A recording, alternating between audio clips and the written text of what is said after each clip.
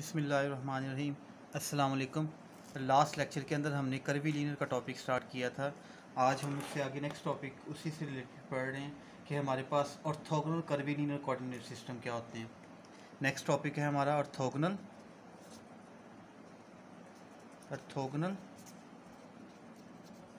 Curvy linear orthogonal curvilinear coordinate system. Orthogonal curvilinear coordinate system हमारे पास क्या होते हैं उसको देखते हैं। हम लेट कर लेते हैं कि if the coordinate curve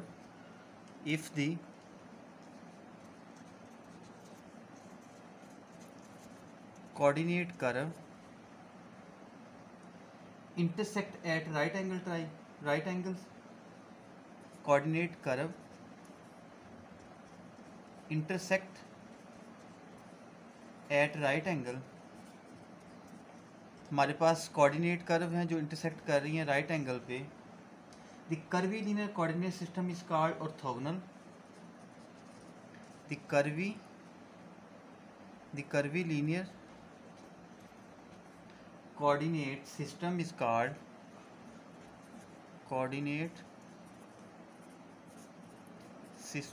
called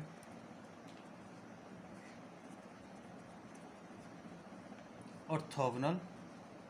वो हमारे पास ऑर्थोगोनल कहलाएगा। ऑर्थोगोनल की डेफिनेशन है ये, the U1 U2 U3 coordinate curve. ये हमारे पास कोऑर्डिनेट्स कर्व हैं U1 U2 U3 coordinate curve of N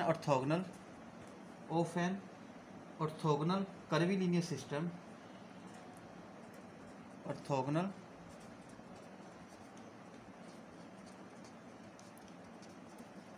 curvy linear system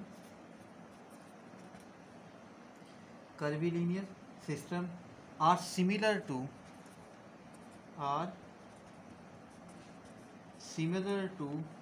the XYZ coordinate।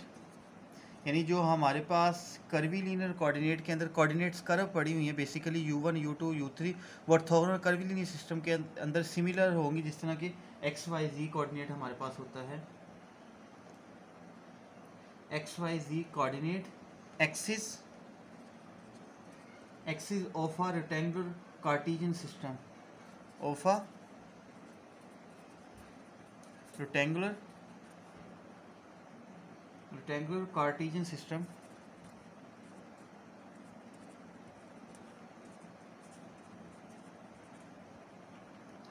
For this system, the two set of unit vector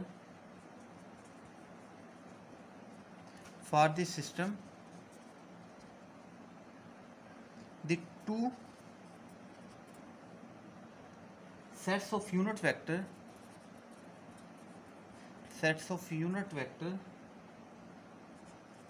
कौन कौन से हमारे पास होंगे जो लास्ट लेक्चर के अंदर हमने डिस्कस किया था। E1 hat, E2 hat and E3 hat. ये हमारे पास होंगे U1 U2 U3 के लिहाज से, जबकि XYZ के लिहाज से हमारे पास हम कैपिटल ले लेते हैं। वो हमारे पास capital E1 E2 E3 hat होंगे आर दी सेम। इसी तरह आप इसको E1 हैट कैपिटल भी ले सकते हैं, E2 hat E3 hat are the same. यानी जिस तरह आपका E1 E2 E3 हैट है उसी तरह E1 capital E2 E3 hat उसी तरह ही सेम है हमारा। अब इसके अंदर हमारे पास in an orthogonal curvy linear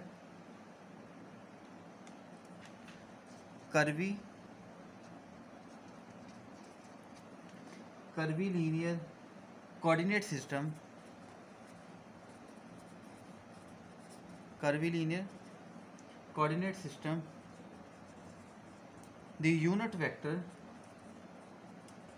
the unit vectors E1 hat E2 hat E3 hat are mutually orthogonal at every point are mutually orthogonal at every point. इसका क्या मतलब है इस लाइन का, कि वो हर पॉइंट पे जहाँ पे भी आपके यूनिट वेक्टर बन रहे हैं उसके लिहाज से वो ऑर्थोगोनल होगी। यानी हमारे पास इसको हम इस तरह से लिख सकते हैं कि E1 hat dot E2 hat is equal to होगा E2 hat dot E3 hat is equal to होगा E3 hat dot E1 hat. तो हमारे पास जितने भी यूनिट वेक्टर बन रहे हैं उन दोनों का डॉट जब हम लेंगे तो वो हमारे पास क्या होगा, ज़ीरो होगा। यानी जो हमारे पास सिस्टम है ऑर्थोगोनल कर्वीलिनियर सिस्टम, उसके अंदर जितने भी यूनिट वेक्टर हैं वो म्यूचुअली तौर पर ऑर्थोगोनल एट एवरी पॉइंट होंगे, तो वो इस तरह से होंगे। जबकि डिफरेंस के लिए हमारे पास इस तरह से होंगे। सेम के लिए सेम है हमारे पास E1 hat is equal to होगा E2 hat dot E2 hat is equal to होगा E3 hat dot E3 hat, और वो हमारे पास इज इक्वल टू होगा 1। तो यहाँ से हमें पता चला कि हमारे पास जितने भी यूनिट वेक्टर हैं वो डिफरेंस में हमारे पास 0 के इक्वल होंगे और सेम में हमारे पास 1 के इक्वल होंगे। If this system then cross के अंदर हमारे पास क्या होगा, इसी सिस्टम के अंदर यानी डॉट प्रोडक्ट था, ये क्रॉस प्रोडक्ट के अंदर हमारे पास इस तरह से होंगे कि E1 cross E2 hat is equal to होगा minus E2 cross E1 hat वो इज इक्वल टू होगा E3 हैट के। इसी तरह E2 क्रॉस E3 हैट हमारा इज इक्वल टू होगा minus E3 hat cross E2 hat और इज इक्वल टू होगा E1 के। इसी तरह ही हमारे पास E3 hat cross E1 hat is equal to होगा minus E1 hat cross E3 hat is equal to होगा E2 के। तो the vector A is orthogonal, the vector यानी ऑर्थोगोनल फिर कैसे बनेगा, A is an orthogonal curvilinear coordinate, orthogonal curvilinear coordinate system can be expressed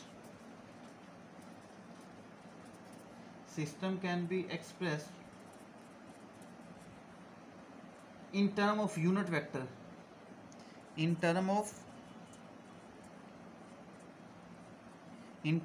of unit vectors। Unit vector कौन कौन से, E1 hat E2 hat and E3 hat.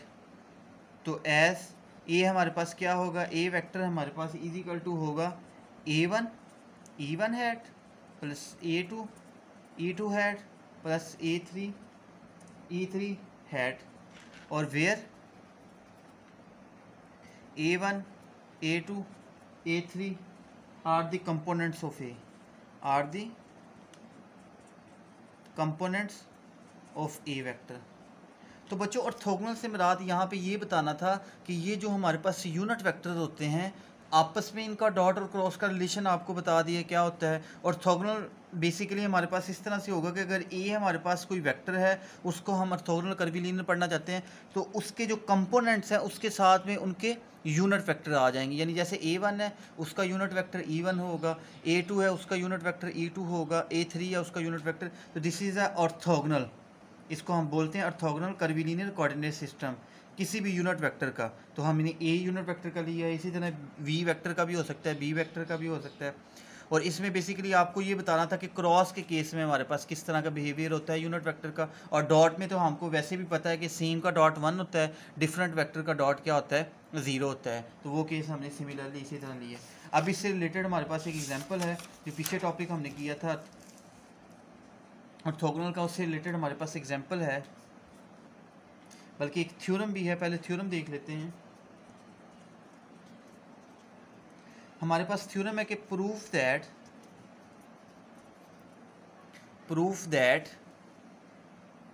If U1 U2 U3 are orthogonal curvilinear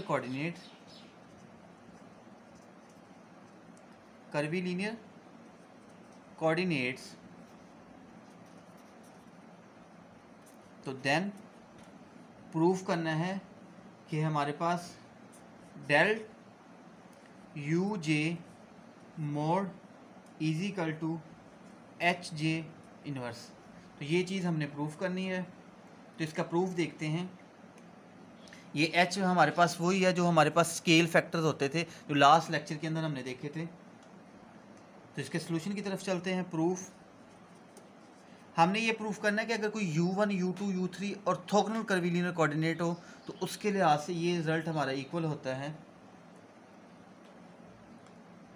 तो since अब यहाँ पे use हुआ है del U जे, जे से मुराद है क्योंकि यहाँ पे 1 2 3 के लिए है, तो एक दफ़ा जे 1 होगा तो 1 की कंडीशन u1 के साथ आएगी, u2 के u3। तो हम u1 की बात करते हैं कि del u1 is a vector normal to the surface.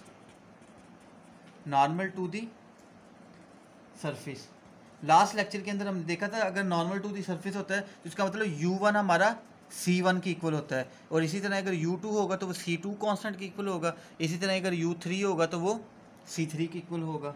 Therefore it is parallel to the, और फिर हमें पता है कि देयरफॉर हमने इसकी जब डायग्राम ड्रा की थी कर्वीलिनियर में, तो it is parallel to E1 hat. तो ये E1 हैट के पैरेलल भी होता है। तो हमने फार्मूला पता है कि E1 हैट किसके इक्वल होता है। E1 हैट हमारा लास्ट लेक्चर में हमने निकाला था। E1 हैट हमारा इज इक्वल टू होता है, जब हमने यूनिट वेक्टर निकाले थे तो वहाँ पे हमने वैल्यू निकाली थी H1 del U1, where H1 यहाँ पे क्या है, स्केल फैक्टर है जो कि किसके दरमियान है, E1 और U1 के दरमियान है, where H1 is a scale factor, या इसको हम स्केलर फैक्टर भी बोलते हैं। तो ये हमारे पास स्केलर फैक्टर है H1। तो अब यहाँ से हम वैल्यू निकालते हैं डेल्टा U1 की। तो डेल्टा U1 की वैल्यू निकालें, ये H मल्टीप्लाई और इस तरफ आके डिवाइड हो जाएगा, तो E1 hat divided by H हमारे पास क्या आ जाएगा, डेल्टा U1। तो this implies delta U1 is equal to E1 hat divided by H। अब हम क्या करें, दोनों तरफ मोड़ ले लें क्योंकि हमने मोड़ के केस में प्रूफ करना है।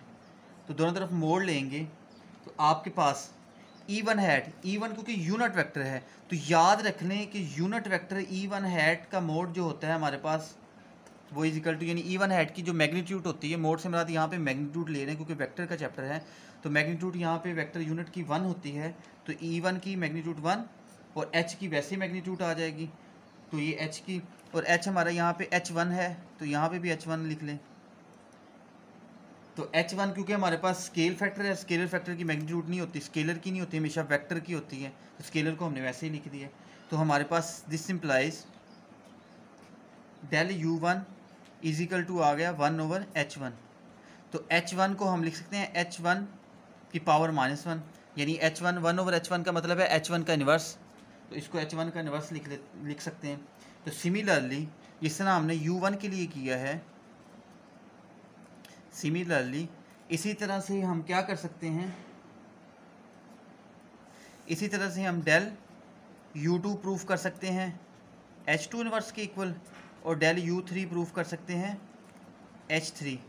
तीनों को कंबाइन करेंगे तो दिस इम्प्लाइज हमारे पास आ जाएगा del UJ is equal to HJ inverse. तो यही हमने प्रूफ करना था, तो ये हमारे पास प्रूफ हो गया। इसमें बेसिकली हमने करना क्या था, इसमें हमने क्या करना था कि हमारे पास जो यूनिट वेक्टर का फार्मूला था, जो लास्ट लेक्चर के अंदर हमने यूनिट वेक्टर निकाला था, अगर आपको याद हो E1 ये हमने इसके इक्वल निकाला था, तो इस पे बेसिकली हमने मोड लेना था। मोड से मुराद इसकी मैग्नीट्यूड, तो इसकी मैग्नीट्यूड वैसे ही आ जाएगी, यूनिट वेक्टर की मैग्नीट्यूड 1 होती है, बस ये आपको पता होना चाहिए, और वैसे भी पता है यूनिट वेक्टर की जो मैग्नीट्यूड है वो 1 होती है। तो इसमें वैल्यूज पुट करेंगे, सिंप्लीफाई करेंगे, तो जे क्योंकि रिजल्ट इसलिए यूज़ किया है क्योंकि 1 के लिए भी करेंगे, 2 के लिए भी, 3 के लिए भी। तो 1 के केस में मैंने कर दिया, 2 और 3 करने की ज़रूरत नहीं है, तो जर्नल में ये हमारे पास प्रूफ हो जाएगा। तो इसी तरह से ये हमने थ्योरम को प्रूफ कर लिया कि अगर आपके पास U1 U2 3 हमारे पास कोई भी ऑर्थोगोनल कर्वीलिनियर कोऑर्डिनेट सिस्टम हो तो उसके अंदर इस तरह से प्रूफ करते हैं। नेक्स्ट हमारे पास अगला इसी का टॉपिक है कर्वीलिनियर का। नेक्स्ट हमारे पास हेडिंग है कि एक्सप्रेशन फॉर आर्क लेंथ। हमने एक्सप्रेशन लिखनी है आर्क लेंथ की, expression for arc length, area. एक तो हमने आर्क लेंथ की एक्सप्रेशन लिखनी है, फिर एरिया की लिखनी है, फिर वॉल्यूम,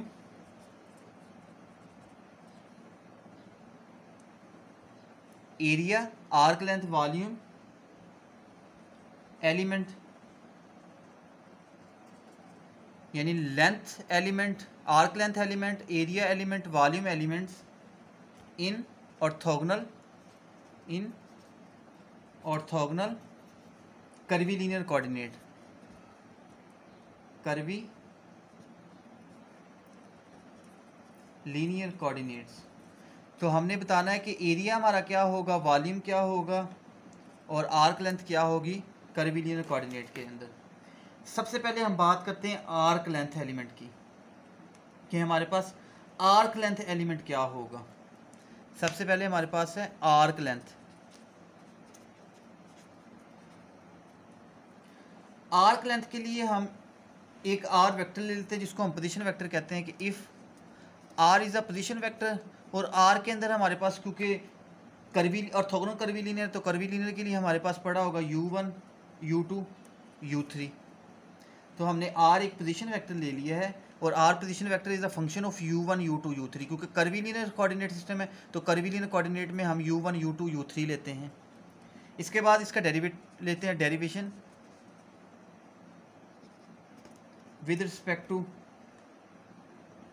u1 u2 u3, यानी r की डेरिवेशन हमने u के लिहाज से करनी है with respect to u।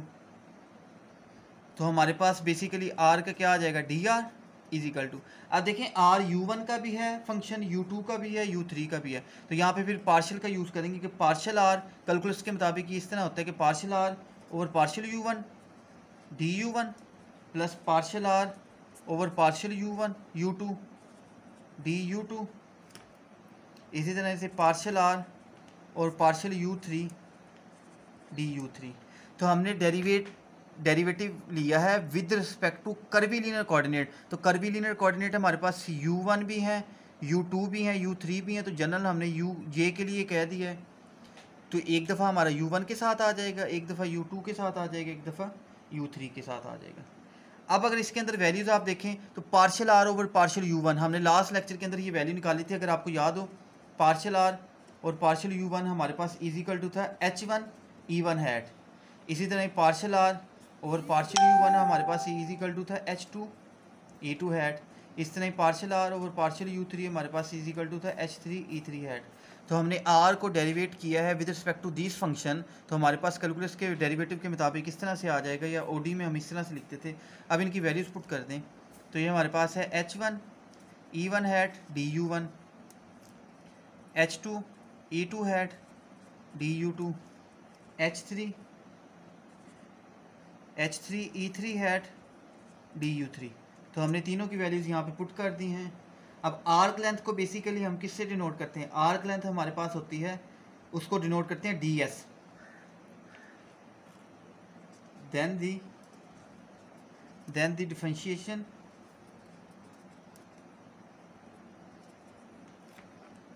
Of arc length,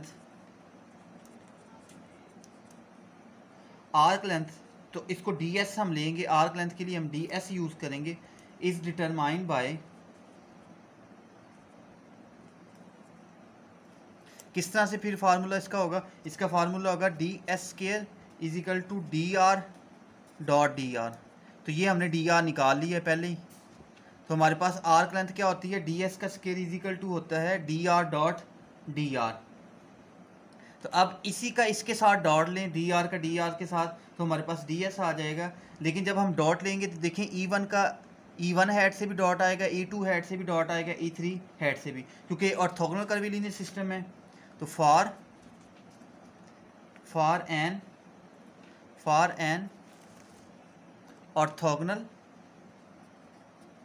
जब हम बच्चों डॉट लेंगे तो हमारे पास कर्वी लीनियर सिस्टम की वजह से, orthogonal curvilinear coordinate system की वजह से फिर क्या हो जाएगा, जो हमारे पास e1 e2 e3 हैट पड़े हुए हैं उनको हम इस तरह से लेंगे कि e1 डॉट e1 हैट हमारे पास, और e2 हैट, e3 हैट, ये हमारे पास इज इक्वल टू 1 होंगे, जबकि e1 dot e2 dot e3 और e3 डॉट e1 ये हमारे पास 0 होंगे। तो ये इसलिए लिखे हैं क्योंकि जब हम इसका इसी के साथ डॉट लेंगे, ये देखें डी आर का डी आर के साथ डॉट लेते हैं, इसको इक्वेशन 1 कह दें, इसको इक्वेशन, बल्कि इसको 1 कह दें, इसको इक्वेशन 2 कह दें। तो put 1 in equation 2, put equation 1 into, put equation 1 into 2, equation 1 equation 2 के अंदर पुट करते हैं। तो बच्चे देखेंगे हमारे पास डी एस का square is equal to D R dot D R. तो डी आर की वैल्यू हमारे पास क्या है, H1 DU1 E1 hat plus H2 DU2 E2 hat plus H3 DU3 E3 hat dot, फिर इसी के साथ इसी का dot H1 DU1 E1 hat plus H2 DU2 E2 hat plus H3 DU3 E3 hat. तो अब हम इसमें चेक करेंगे सेम वाले आएगा, पहले के साथ डॉट लब लेंगे तो H1 और DU1 का स्केयर आ जाएगा, H1 का स्केयर और DU1 का स्केयर इस तरह से आ जाएगा। इस तरह अगले वाले का जब लेंगे तो आपके पास H2 DU का स्केयर आपके पास आ जाएगा। इसी तरह ही H3 का स्केयर और DU3 का स्केयर आपके पास आ जाएगा, क्योंकि सेम I1 E1 के साथ आएगा, E2 E3 E2 के साथ आएगा, E3 E3 के साथ आएगा। And the element of arc length DS is obtain by the taking the square root of the equation 2। अगर हमने DS निकालना है अकेला तो DS के लिए हम क्या कर सकते हैं, स्क्वायर रूट ले लेंगे। And the element of arc length, element of arc length जो कि DS है, is obtain by taking square root of equation 3। ये जो इक्वेशन 3 आई है इसका अगर हम स्क्वायर रूट लें तो हमारे पास क्या आ जाएगा, हमारे पास आर्क लेंथ आ जाएगी, जो कि हमारे पास इस तरह से होगी कि आप लिख सकते हैं कि DS is equal to H1 square DU1 square H2 square DU square plus H3 square DU square. तो this is the formula of arc length of an orthogonal curvilinear system. तो ये तीसरे इक्वेशन वाला और ये लास्ट वाला दोनों ही एक ही हैं, ये भी यूज़ कर सकते हैं, ये भी क्वेश्चन में हम मोस्टली इक्वेशन 3 वाला फार्मूला यूज़ करेंगे। तो ये हमारे पास आर्क लेंथ का फार्मूला आ गया, यानी ये हमारे पास आर्क लेंथ एलिमेंट था। अब हम एरिया के एलिमेंट देखते हैं कि एरिया का एलिमेंट क्या होगा। नेक्स्ट हमारे पास था इसी टॉपिक के अंदर एरिया एलिमेंट। तो एरिया एलिमेंट को डिस्कस कर लेते हैं। एरिया एलिमेंट, सबसे पहले हमने आर्क लेंथ निकाला है, फिर एरिया, इसके बाद हमारे पास होगा वॉल्यूम। तो एरिया के लिए अगर हम बात करें, एरिया हमारे पास फार्मूला होगा, एरिया को हम A1 से शो करते हैं। DA1 हमारे पास होगा बच्चों, DA1 एरिया का फार्मूला हमारे पास बेसिकली डायरेक्ट होता है, तो वो हमारे पास होगा H2 H3 DU2 DU3। तो एरिया जब भी हमने निकालेंगे तो H2 H3 को मल्टीप्लाई करेंगे और DU2 और DU3 इन सब को मल्टीप्लाई कर देंगे तो हमारे पास DA1 का एरिया आ जाएगा। अगर सिमिलरली हमें A2 का एरिया चाहिए होगा तो इसमें A2 में हमारे पास आ जाएगा H1 H3 DU1 DU3। इसी तरह अगर एरिया हमें A3 का चाहिए होगा तो वो हमारे पास होगा H1 H2 DU1 DU2। इसको याद करना बहुत आसान है। एरिया एलिमेंट को हम फार्मूले हैं ये हमारे पास किस तरह से होंगे, देखें A1 है तो H1 नहीं आएगा, A2 है H2 नहीं आएगा, A3 HT स्केल फैक्टर नहीं आएगा। तो A1 है तो देखो H2 के साथ H3 है, यहाँ पे भी DU के साथ DU3 है, यहाँ पे H1 3 है, यहाँ पे भी 1 3 है, यहाँ पे 1 2 है, यहाँ 1 2 है। तो इस तरह से आपके पास एरिया एलिमेंट आ जाएगा। वॉल्यूम एलिमेंट का फार्मूला क्या होगा, देखें एरिया में आपके पास जिस तरह ये दो आ रहे हैं, देखें ना डेरिवेटिव की फॉर्म दो आ रही है। जिस तरह आपको याद होगा हमने सरफेस इंटीग्रल कहा था तो दो इंटीग्रल आते थे, तो एरिया भी बेसिकली सरफेस इंटीग्रल को शो करता है, जबकि वॉल्यूम के लिए ट्रिपल इंटीग्रल आते थे। अब वॉल्यूम एलिमेंट की मैं बात करूँगा। नेक्स्ट मेरे पास है वॉल्यूम एलिमेंट। वॉल्यूम एलिमेंट तो वॉल्यूम एलिमेंट मेरे पास क्या होगा, इसको मैं शो करूँगा डी वी के साथ, और वो होता है H1 H2 H3 DU1 DU2 DU3। तो ये हमारे पास क्या होगा, वॉल्यूम एलिमेंट होगा। वॉल्यूम में क्या होगा, तीनों स्केल फैक्टर और तीनों DU1 DU2 और DU3। DU1 DU3 का आपको पता है कि derivative of curvilinear first coordinate है, और H1 आपको पता है स्केल फैक्टर ऑफ U1 है। इसी तरह ये U2 का H स्केल फैक्टर है और वो U3 का स्केल फैक्टर है हमारे पास। तो ये हमारे पास किसका फार्मूला था, वॉल्यूम एलिमेंट का। तो इसी पेज पे मैं आपका आर्क लेंथ एलिमेंट का भी लिख देता हूँ। तो ये फार्मूले सिर्फ आपने याद करने हैं जो कि आपके क्वेश्चन के अंदर यूज़ होंगे। आर्क लेंथ, नेक्स्ट लेक्चर के अंदर हम इसी के रिलेटेड क्वेश्चन और एग्जांपल्स करेंगे। तो उसके अंदर जितने हमने पीछे आर्टिकल किए हैं और ये वाले आर्टिकल के फार्मूलेज जो आज वाले लेक्चर में हुए हैं और लास्ट लेक्चर में हुए थे फार्मूले, ये यूज़ होंगे। आर्क लेंथ का फार्मूला डायरेक्ट आप लगा सकते हैं, जिसको हम कहते हैं ds का स्क्वायर इजिकल टू, हम ये लगाएंगे H1 का square DU1 square plus H2 square DU का square plus H3 square DU3 का स्क्वायर।